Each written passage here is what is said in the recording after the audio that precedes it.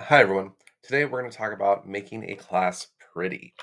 So you might have noticed that in the previous byte, we never printed the circle objects directly. Here's why.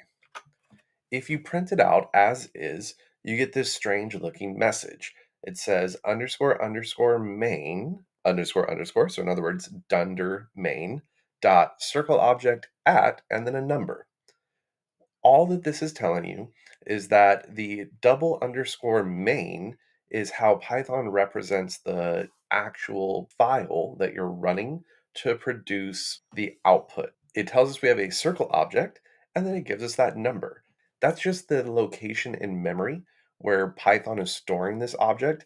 And as you continue to run this, it's probably going to change every time. So if I run it again, you see I get a different number.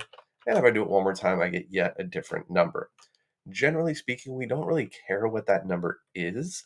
It's more important for Python and where it's storing and accessing this information. So it would be nice if I printed out my circle and it actually told me what size my circle object is. Well, we can do that by adding the stir method. So here we have again underscore underscore stir. So people will refer to this as the dunder stir method. And I just make an F string and I give it whatever message I want. So here I wanted to print out a circle with a radius of, and then embedded inside of the F string, we have self dot radius. So just like we did with the knit and just like we did with the calc area and the calc circumference methods, you pass in self as a parameter because you want to refer to the future circles that you create.